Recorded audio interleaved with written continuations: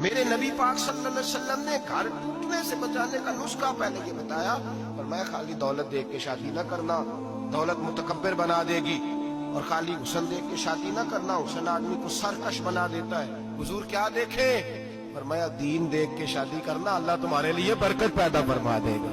دین دیکھ کے نکاح کرو، دین دیکھ کے نکاح کرو۔ محبوبہ یہ دین والا لفظ کس کے لیے ہے؟ فرمایا ادھر آؤ، کائنات میں اگر اللہ نے سب سے شان والی بیٹی دی ہے تو مجھے دی ہے، اور میں اس علی کو دے رہا ہوں جس کا مکان بھی کوئی نہیں، کاروبار بھی کوئی نہیں، جس علی کا بظاہر کوئی بینک بیلنس نہیں، کوئی مربع نہیں، کوئی شے نہیں۔ حضور علی کے پاس کیا ہے؟ فرمایا میرا علی عشاء کے بعد قرآن شروع کرتا ہے تو فجر سے پہلے پہلے ختم کر دیتا ہے۔ میرا علی صبح کی نماز کے وقت تلاوت شروع کرتا ہے تو ظہر سے پہلے قرآن مجید پڑھ دیتا ہے۔ فرمایا رزق کھاتا ہے، تھوڑا کھاتا ہے پر حلال کا کھاتا ہے۔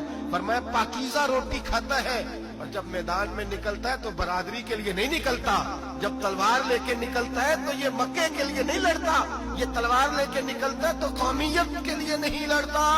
بابو کس لیے لڑتا ہے؟ فرمایا یا خدا کے لیے لڑتا ہے یا محمد مصطفیٰ کے لیے لڑتا ہے۔